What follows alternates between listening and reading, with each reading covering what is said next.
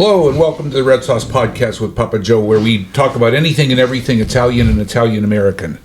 I'm your host, Papa Joe, il Capo Vinaio, soon to be il Vinaio Emeriti, and il Stugazzo di tutti Stugazzi at Piazza Tellerico, and Papa Joe's wine cellar. Joining me are my daughters, Katie. Hello.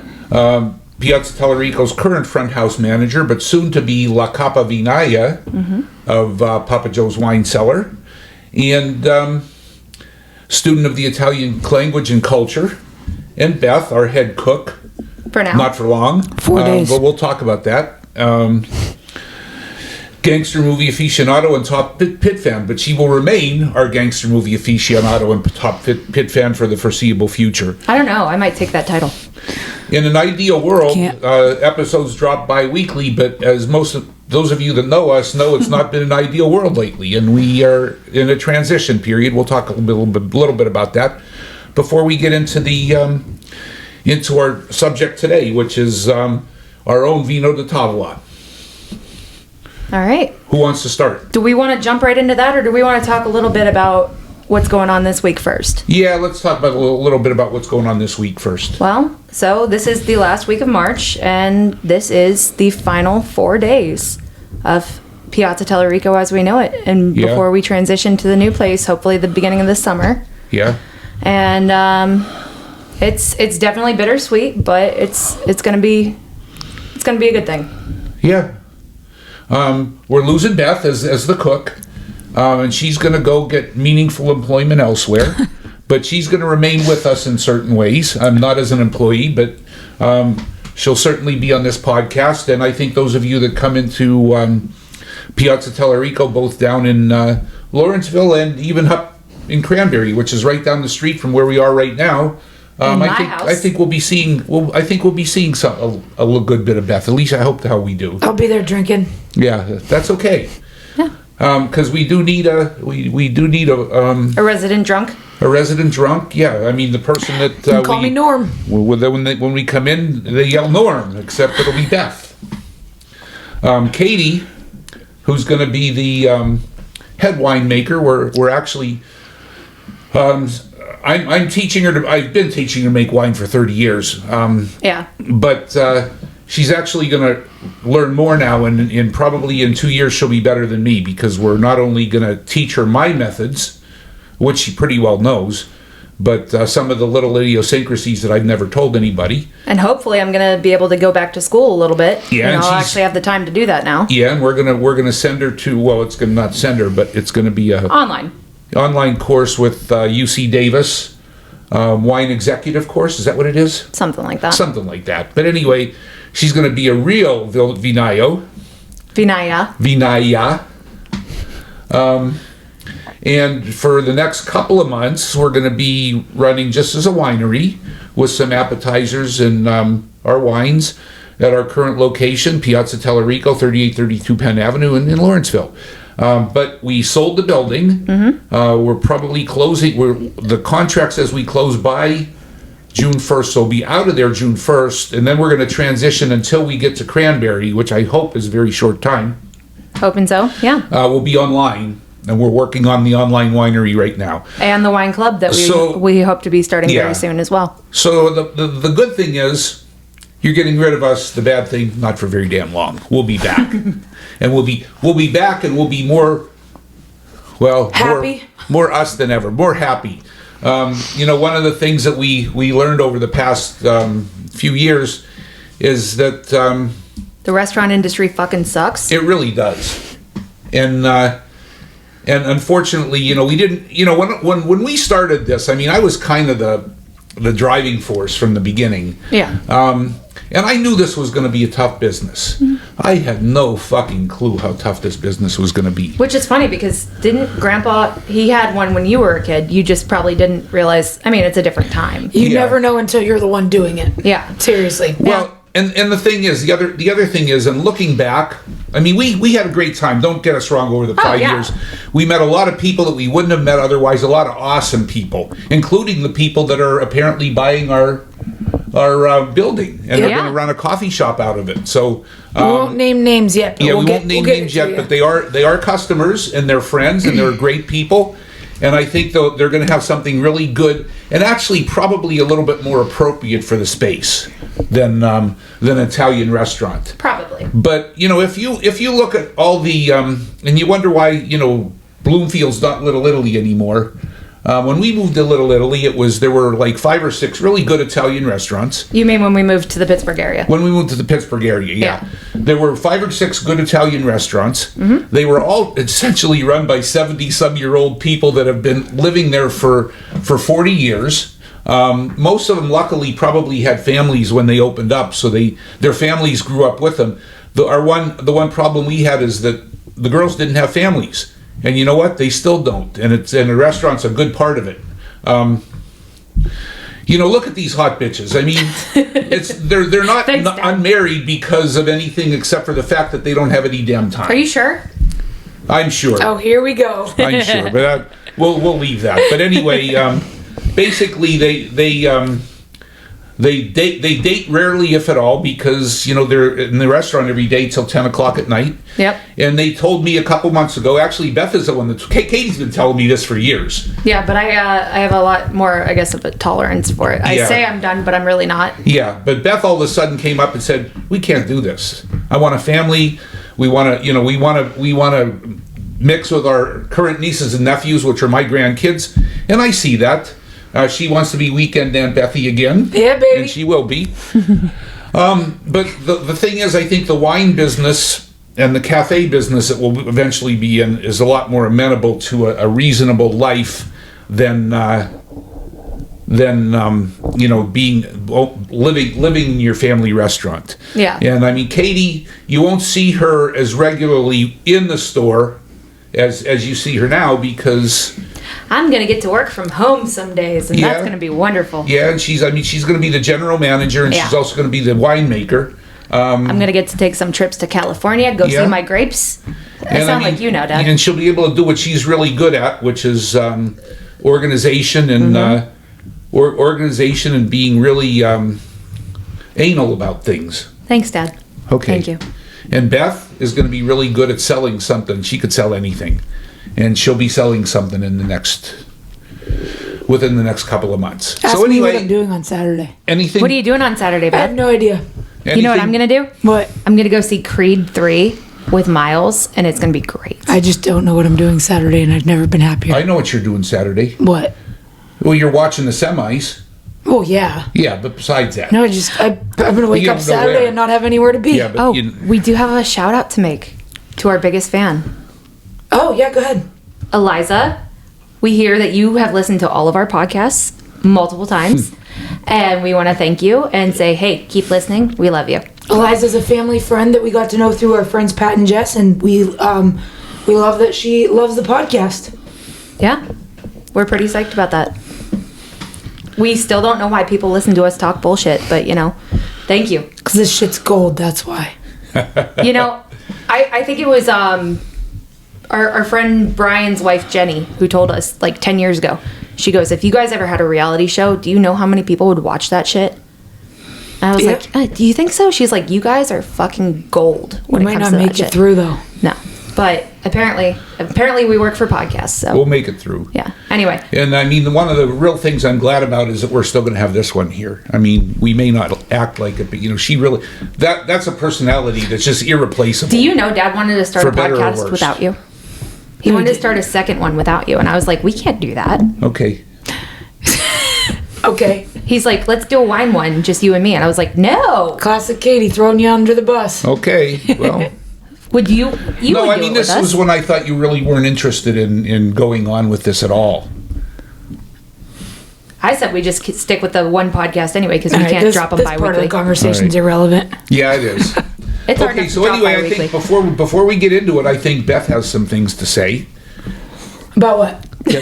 Oh, okay. All right, cool. Yeah, I mean, 'cause I was hoping I had time. Yeah. Yeah, go no, ahead. we got to do this because we've been all about this for Let's talk Yep. about our boys. All right. Forever. You know I wasn't letting you get through it anyway, but so we just have to give a shout out to our pit men's basketball team. I think that they Salute, Gentani. Centani. Cheers, boys. I think they They overachieved if you ask anybody outside of the program or outside of the Tellerico family, I think. But just everything that they did this year, they were one of this is the most fun pit basketball team I've ever watched. Period. And you could just tell how much they loved each other. The whole city fell in love with this team. I have never We were already in love with this team, but I have watched you watch pit basketball since you were 8 years old, and I've seen the ups and downs that you've gone through. I have never seen the emotional highs and lows that you've gone through with every single up and down this season. Like every single win, every single loss. You are more invested than you've ever been because you see the passion that these guys are putting in. And it's different when it's personal, when you know the people involved. Yeah. Every one of those players has been at the restaurant.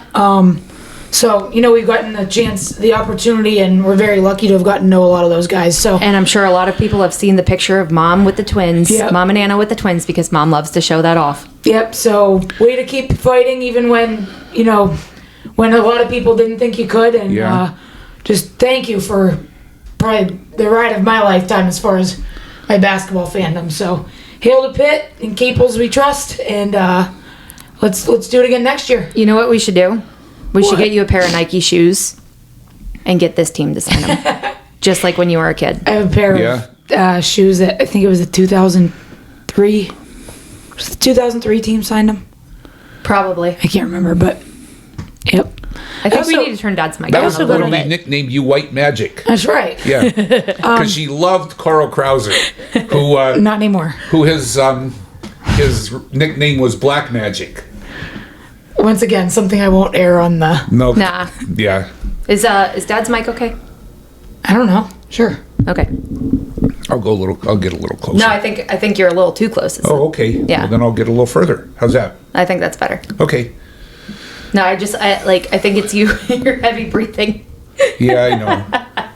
You could yell at me about it, but that's the difference. I wouldn't do that. Okay. Anyways, I have one more shout out. Yeah, go ahead. Happy birthday, Jimmy. Happy birthday, Oh, Jimbo. happy birthday, Jimmy. Our nephew's 15 15 today. And my grandson's 15. What a coincidence. That is weird. Yeah. Huh, what do He's you a know? shithead, but we love him. Yep. Biggest shit ever, and I Yep. love him so much. And I guess the end of this week, he's not going to be a damn hippie anymore.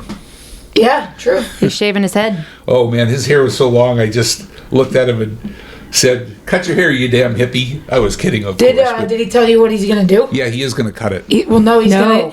he's gonna do an old man cut. Like yours. He's gonna leave it long. Okay. Just for the weekend. All right. Just He's for gonna travel camp. He's gonna shave this part. Okay. He's gonna do the Papa Joe haircut, the old man. and With leave Danny it. But he's DeVito. gonna.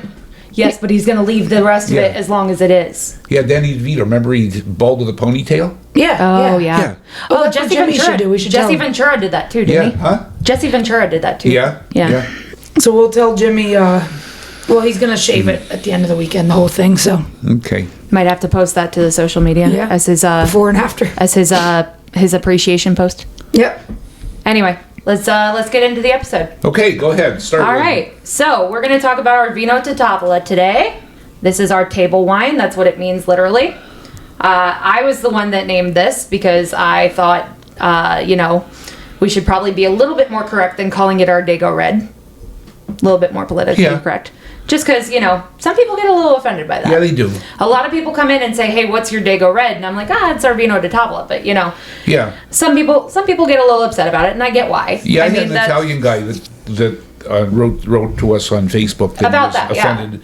I And mean, I get it. I get it too, and I said, you know what? We never looked at it that way, as an insult. As a matter of fact, I mean, in some It's a compliment. in some circles, it is a compliment. It is, and Yeah. then that's the way we see it. Yeah. I mean, that's what we see it as.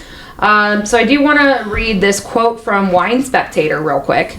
In the United States, before the passage of the 2017 Tax Cuts and Jobs Act, quote, table wine was defined by the federal government simply as any wine up to 14% alcohol by volume for taxation purposes, but that percentage has been increased to 16%, and it has not yet been determined whether that category will still use that designation. Also, according to Wine Spectator, Italy has a strict system for identifying and classifying their wines. There's 4 different levels of classification. There's the DOCG, there's the DOC, There's the IGT and then VDT, which is Vino da Tavola, which is the most basic classification. I can get into all of this, but And that's actually more of an accurate, Yeah. an accurate classification than the Medicon one. yeah. So I'm gonna get into like Yeah. I'm not gonna go into the super Italian names because Yeah. I would love to show off my pronunciations, but nobody cares. But you know what? But the other thing too is that by the American classification, Riuniti Lambrusco and Yeah. Boone's Farm would be Boone's table Farm? wines. Yeah. Boone's Farm. They're not fucking table wines. Here's the thing. Okay, so let me get into these 4 classifications real quick. All right. So DOCG is like the controlled origin denomination and like guaranteed. That's the highest level of restrictions in winemaking. Grapes and wine must be produced in the area of origin. The wines are subject to stringent checks via chemical and physical analysis and go through 2 expert tasting panels before being deemed good enough for this classification. This type of wine is usually made to be as traditional as possible. So this is the strictest That would one be you can like do. a good Barolo, Yes. for example. Yes, yeah. that would be up there. DOCG, which is just the controlled origin denomination, it's not quite as strict. This was the original one. DOCG came later to be more strict. But this was created to bring out the common characteristics of an area slightly larger than DOCG. And wine must be, again, produced within the area of origin. Wines are subject to a single control with chemical and physical analysis and only 1 tasting. This type of wine is usually made in the territory's traditional way. So this is still pretty strict, but not as strict as DOCG. That would be like a Prosecco. Yes, And that's why we have Yinzer Prosecco, because we can't call it Prosecco. because we also can't get the Glera grapes. Yeah. That's a And protected thing. The grapes for our Yinzer Prosecco come from Puglia. Now the next one is IGT. That's an indication, typical geographic indication. This is usually made in larger production areas with greater leeway for the producers to put their own techniques and ideas into it. So there's a little more flexibility in this. These still need to be produced in a specific area of origin, and they're still subject to analysis, but there is not an actual tasting due to the fact that the flavor can differ from bottle to bottle. Reds, whites, and rosés can all be IGT wines. Last one, this is the most basic classification, is the Vino da Tavola. And this is, it doesn't mean the wines themselves are basic, because in the 80s and 90s, some of the most respected Italian wines, such as like Sassicaia and Tianello, were labeled as Vino da Tavola. And Papa Joe's. And Papa Joe's. Yeah. With there was a 1992 law introducing this classification, and that consisted of bottles of wine without mentioning the grape type and vintage, and therefore there were very few quality requirements for these wines, but it doesn't mean they're not good. Yeah. Yeah. Well, you know, I mean, and that's the thing. I mean, all the wines that we make would be under that classification, and Yeah. because If we were in Italy, that would be the classification. Yeah, but we don't. And I think that's a good thing in a lot of ways, because we don't chemically alter our wines to be uniform every year. I mean, basically, from vintage to vintage, our wines differ a little bit. They do. You know, and we've had people that say, "Oh, this is really good this year," Or it's this not is so not good so this good. year. You know, Yeah. but we're not gonna. I'm a chemist. I mean, I'm an anesthesiologist. That makes me kind of a chemist, because that's what I do. Is You're a scientist. give people chemicals all day. Yeah. But I'm not putting a lot of chemicals on our wine, because I think the grapes should be allowed to speak for themselves.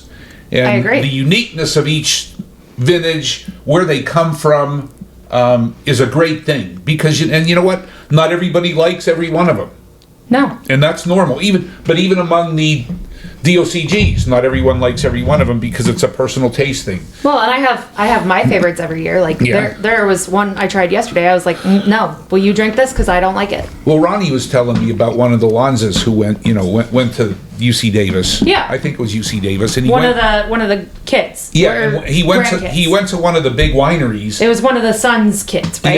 Yeah. And he went to one of the big wineries and worked for a year or two, and he said, I didn't like it. He said it was like, just add a little this, a little that, little that, little that, because they had to make it the same every year. So there was no art to it. Yeah, I think he went back to Lanza's, Yeah. Wooden Valley, and he's doing wine the way it should be done. Small batches, and with love. And that's the way wine should be made. That's how I think it should well, be and that's made the thing. too. Okay, so originally, like right now, okay, our label is it's an old label, so it only says 2 of the 3 varietals we're using. But when did you start making the Vino da Tavola with the Cabernet Sauvignon and Sangiovese? When did you start that particular blend? I would say probably 2003, 2004. Okay, and that was from Lake Erie grapes at the time, No, that was or from was it actually California grapes? that was from California grapes. Okay, that was when we switched to Premier Produce. Right. Okay. Yeah. Okay. So that was Central Valley, California. Central Valley and hot Central Valley, California. Hot Central Valley. And I mean, when we did that, because I was using for our Vino da Tavola before that, I was using a grape from Lake Erie called Foch. Right. Foch which is a French hybrid. That was the one you called Foxy. Yeah. Well, yeah. All of them are a little bit foxy. Yeah. Like It's animalistic and like, It's a Vitis labrusca, I think it is, instead of a Vitis vinifera. okay. Vitis vinifera is the European Right. strain of grapes, and the Vitis labrusca is more the American native grapes, and they have what a lot of people describe as a foxy flavor. It's like a musky type of thing. You said it's like licking an animal. Yeah, it's like yeah. I mean That's so weird. and it's I know what you mean though. It's not bad wine, but it's not but for good. the kind of well, okay, but for the kind of wine that we make, it's not really the way to go. It's not preferable by any means. I mean, not only were they foxy, but they also were high acid content, and you actually had to add sugar to bring up the alcohol content to an acceptable level to make it a stable wine, And to probably tone down the acidity too. No? You know what? It covered up the acidity. It didn't tone it down. It covered it up. And actually it didn't cover. The sugar we put in it, because we fermented it all to alcohol and made a dry wine, did not tone down the. Okay. But what a lot of the Pennsylvania wineries do is they add sugar to they back sweeten it. Meaning what they do is they make a dry wine, then they put some sugar, potassium metabisulfite, and potassium sorbate in it to stop all the yeast effects, so that it maintains some sugar in the wine, because the sugar covers up the acidity. Right. Kind of like adding sugar to your macaroni sauce. If you make a good macaroni sauce, you don't have to add fucking sugar.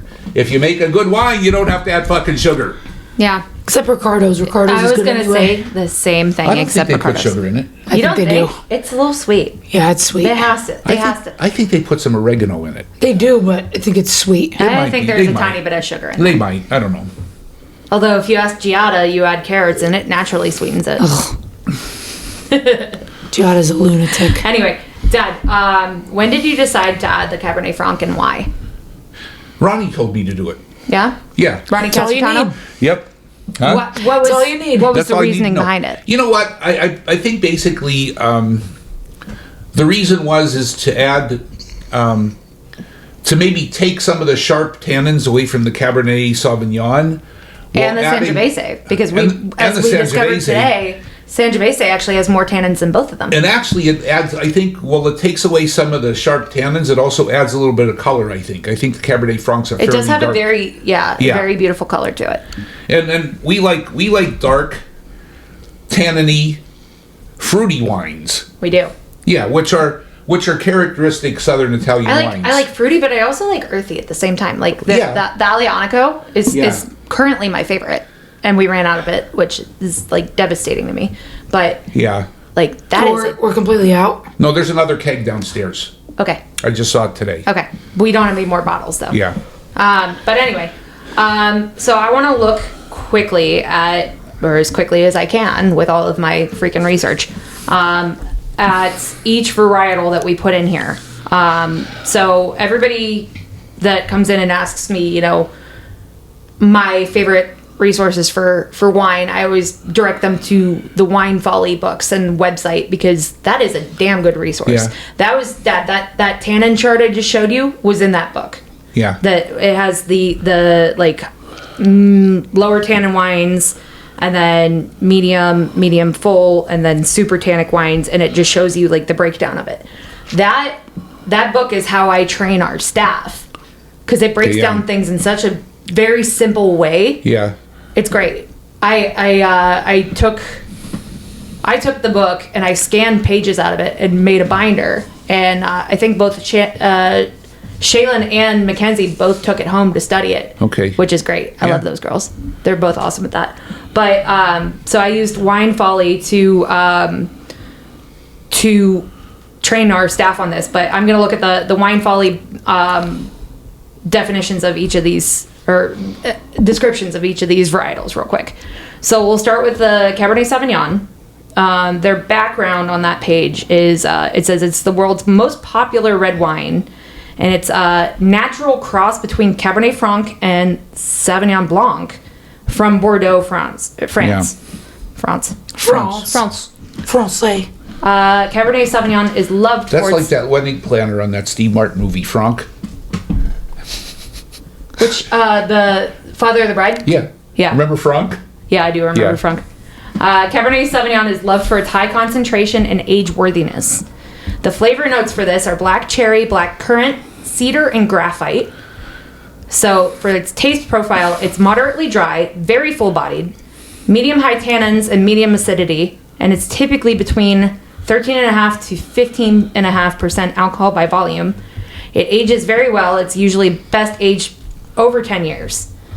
Like I said, it's primarily, it's from the Bordeaux region of France, so it is typically grown there, but it's also grown in South America, primarily in Chile and Argentina. In the United States, it's especially grown in California, but it's also grown in Australia, Spain, Italy, South Africa, and even in China. Yeah? Yeah. Is it, Mom? Yes. You just answered it, I think. Huh? I think you just answered it. No, I said no.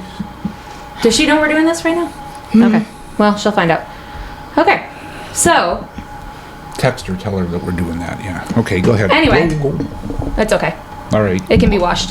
There's a towel under it, too. Okay. Dish towels. Wine away. I got it. Wine away. I don't have Wine Away here, Okay. actually. Shout So out anyway, to Wine Away. Yeah. The greatest invention to get wine stains out of anything. Oh, maybe they can be our sponsor. Yeah. Wine Away, we need a sponsor. Yeah. Anyway, on to Cabernet Franc. Again, from Wine Folly. Cabernet Franc is the parent grape of both Merlot and Cabernet Sauvignon. Complex reds result with aromas of raspberry, bramble, and bell pepper. The flavor notes are strawberry, raspberry, bell pepper. What's bramble again? Didn't we determine it's like a weed? Yeah. Bell pepper, chili pepper, and crushed gravel. Okay. I always love it when they say stuff like Yeah. that. That leather, I mean, it's all Yeah. good. Yeah. It's all good. Okay, in warmer climates like California, it's going to have more of a strawberry and dried fruit flavor. Okay. Which makes sense, which Yeah. is what we like. Speaking of that, I'm getting currants tomorrow. Okay. Why? Huh? I've never tasted them. Really? Remember when I told you about currants, or weren't you there when I told you that? No, I was. Were you there? Yeah. I was. I've never eaten a currant. And basically, is because when I was a kid, I never heard of the damn things. And the first time I ever heard about currants was when I was in medical school, and they were talking about something that caused currant jelly clots, blood clots. So why would you want to eat currants? So after that? I've never had a currant since, because whenever I think of currant, I think of currant jelly clots. So I never. You've never had currant jelly though? I've never had currant jelly either. I feel like I had it as a teenager. No, I 'cause just thought it was another name for dried blood clots. You know. So where are you getting your currants? Amazon. Like, are you getting the jelly, or are you getting like the actual? Some currants. I didn't know you could. Oh, probably like Whole Foods. Yeah, I mean, because you can't get them anywhere around here. I've never seen them anyway. I'm sure you can. It's but probably I've a never Whole seen Foods them. delivery, but Okay. I don't know. But anyway, Anyway, so that is the the taste profile or the flavor notes of that. The taste profile, it's moderately dry. It's medium full-bodied. Medium high tannins as well. It's pretty comparable to the Cabernet Sauvignon, as it would be, because it's, the parent grape of it. Yeah. Same thing with acidity. It's medium high. It's usually 11.5 to 13.5% alcohol by volume. This is where it's interesting. It's aged best between 5 to 10 years. And it's grown more in France than anywhere else, especially in the Bordeaux region. According to the Wine Folly chart, it looks to be about 65 to 70% of world production is in France. There's probably about 15% of world production in Italy. About 10%, I'm just guessing. I'm not great at this, but it's a pie chart. 10% in United States. And the remaining is all small amounts in Hungary, Chile, Argentina, Canada, Spain, and South Africa. Now, into the Sangiovese, which is the third grape we're using right now for this. According to Wine Folly, it is Italy's most planted wine variety, which we knew. And it's the pride of Tuscan regional wine, Chianti. Sangiovese is a sensitive grape that takes on different stylistic expressions based on where it's grown. The flavor notes, and I love this, it's cherry, roasted tomato, sweet balsamic, oregano, and espresso. The profile, this is a bone-dry wine. It's medium to full-bodied, medium-high tannins, but significantly more than the two Cabernet grapes that we're using. Medium-high acidity, and it tends to be 13.5 to 15.5% alcohol by volume. It is also very well aged for over 10 years. It is primarily grown in Italy, but also grown in Corsica, Argentina. In the U.S., it's grown in California and Washington State, and small amounts are grown in Romania, Australia, and Chile. So now let's get into our Vino da Tavola. You can actually taste a little espresso in here. You're supposed to open your mouth when you smell it. You smell it better. Okay. Okay. I don't know. Okay. So the percentage makeup, Dad, you told me this today because I did not know what exactly the percentage was. It's 50% Cabernet Sauvignon, 25% Cabernet Franc, and 25% Sangiovese. Yeah. What do you think this makeup does to the composition? What do you think this adds to it? What do you think? You mean as opposed to the 80-20? Yes. Well, I think that you already said color. a little more color, a little bit less forward tannin. Mm-hmm. You think it balances out the tannins a little? Okay. And I mean, I like tannin. Your favorite wine's Tannat. Yeah. So, I mean, I love tannin. So this, I like this a lot. This is not my favorite. Really? But yeah. Tannat's his favorite. No, I know, but it's up there. It's up there, but it's just, I mean, to me, the more color, the more tannin, and the more dark fruit, the better. Yeah. I mean, that's just, and personal taste. That's No, I totally understand that. Yeah. This is, I think, this might be, if I was a wine snob, I think I would like this better than the Tannat. Well, I mean, it has the Cabernet Sauvignon tends to be like the big one out there. Same with Cabernet Franc tends to be a pretty popular one with wine snobs too, doesn't it? Or maybe not. I don't know. I feel like it would be. Might be. But anyway, so Cabernet Franc is also a parent of Merlot. Yes, I did mention that. Did they just invent that? Have to say it every time. Shout out to Estelle. Yep. Costanza. Yep. Did they just invent that? So this something's missing here. Yes, it is. Okay, our profiles here. Yeah. This is a moderately dry, pretty medium full-bodied wine. Medium high tannins, but this is softened slightly by the Cabernet Franc. Medium high acidity, which the Sangiovese adds to. What are our flavor notes here? What are you picking up on, guys? Actually, now that you mentioned it, I do get a little espresso. That's what you were saying, and I can pick up on that too. I'm thinking more the black fruits than anything. And like dried fruits. And if I knew what the fuck a currant was, I would probably be saying currants too. Yeah. But I don't know what the fuck a currant is yet until tomorrow. So tomorrow I'll tell you that, I can taste the currants in this. Now, this one, do we know, we don't have a vintage for this one, do we? This is a multiple. No, but This is multiple years, isn't it? No, this is just 2021. Is it? Yeah. Because this is a pretty damn good wine for a 2021. Yeah. So this can be enjoyed young, but I bet this would age particularly well. Oh, it would. And actually the few of the Tavolas that we have from 2013 that are still good. I mean, they've aged very well. From 2013? Yeah, the ones with the old label on them? Oh, they did, but they're way too light. Yeah, it was, but they're like a Pinot Noir to us. Yeah, but we're not Pinot Noir because people. that was back in the days when we were using the hot Central Valley grapes, right, before we saw the light and went with Ronnie and Mario at Consumer Produce. See, I was not crazy about those at all because but that's the thing. I started out, for years, my favorite wine was Montepulciano. Yeah. And that's a good, like, medium body, like, not super heavy. Yeah. But now my favorites are Aglianico, Tannat, like all of the bolder ones. And I'm thinking that maybe the Montepulciano doesn't taste less full bodied to you now, and me too, because our Tavola got darker. I think so. When we went to the better grapes. I think so. Yeah. I would agree with that. Yeah. So, okay, let's talk a little bit about that. So, we don't use oak barrels. Right. We never have. Yeah. We've always used stainless steel, and for the longest time we were using oak chips. Right. But now we're using an oak extract. Right. You want to talk a little bit about that? Yeah. That's kind of an interesting concept. Well, you know what? I'll tell you what. Well, there are a couple reasons we never used oak barrels. One is they're expensive as hell, but that's not the most important reason, because I'll tell you what, if things can go wrong in an oak barrel. Well, that's the thing. I mean, if I really thought that the oak barrel was the best way to do wine, we would be doing oak barrels. The problem is we're a small winery. We have limited space. We also have limited technology. And for us to sanitize an oak barrel, what we would have to do is burn sulfur in it. And it doesn't always work. Bottom line is, the bigger wineries, they get to have these big steamers that, I mean, you run some 280 degree hot steam through that thing for 10-15 minutes and it's clean. Right.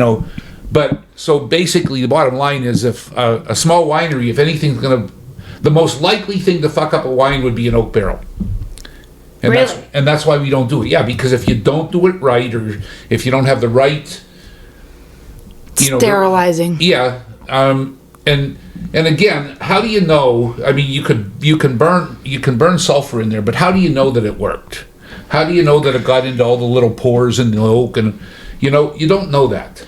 Well, does this have anything to do with the fact that stainless steel is a lot less porous? Like, it's not porous at all. Oh, stainless steel's not porous at all. Now, the downside to using stainless steel as opposed to an oak barrel is the oak barrel breathes a little bit, so it's gonna ages better. So it's gonna actually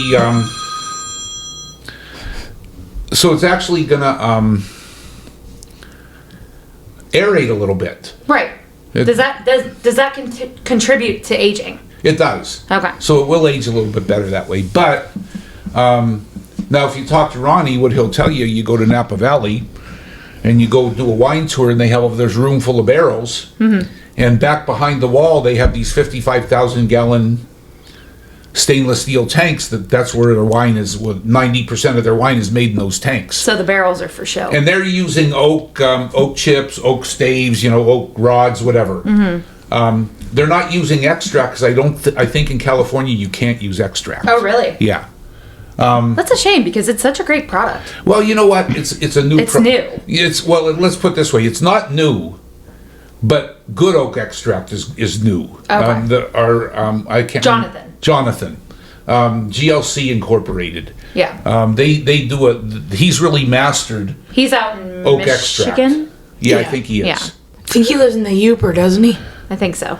But what they do is they put grain alcohol in barrels. Right. And the oak tannins seep out and dissolve in the alcohol, and then they bottle it and send it out to us.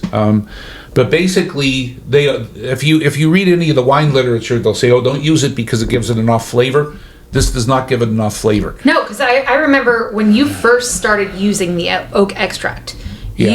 you brought us. We were still working in Enrico's warehouse. Do you remember this? Yeah.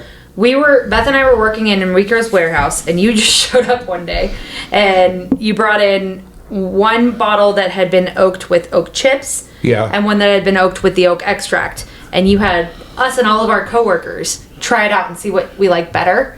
Almost every single person said the extract. Yeah. It just was a better product. Yeah.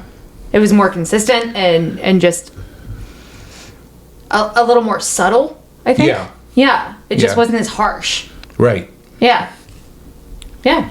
And I mean, the other advantage to it is that you can do it. You can calculate the exact amount of parts per million, and Jonathan makes a very consistent product. Mm-hmm. So 1 part per million of oak extract in 2021 is the same as 1 part per million in 2022. Right. So we can, we can be pretty damn sure that we're going to get constant control over the oak flavor. Right, as compared to if you're mixing in oak chips, you don't know how Yeah. much that's going to absorb, right? Or is Yeah, that, I mean, you do, but it's not as accurate. it's not Yeah. as accurate. Okay. Because it's going to be more affected by the percent alcohol of the wine and other tannins that are in there and everything else. So this is, a lot more controllable. Okay. All right. The last thing I want to say is that our pairings with this particular wine, it goes really well with cured meat, which Beth forgot our goddamn cheese plate today. God damn it, Beth. Goes well with cured meats, tomato sauces, medium to sharp cheeses. As far as vegetables go, it goes really great with like peppers, squash, eggplant. And if you want to pair it with dessert, it goes great with milk or dark chocolate. I had the cheese last week when you forgot the camera. I didn't forget the camera. Yeah, you did. Dad brought the box. Well, how was he supposed to know? Actually, the camera was in there. We didn't have the tripod. And we That's what it probably was. could have done it because we could have We could have just set it on my trash can. You said you didn't have the camera. No, we didn't see I it. didn't know Oh, I that. had We all didn't the know. props But ready. we had it. Whatever. It's all good. Anyway, that was Vino da Tavola. Yep. And I don't know. Let's talk a little bit later this week. I think we're gonna do a mini episode with Marissa's gonna come down. Cool. Did you ask her? No, but she'll do it. Yeah.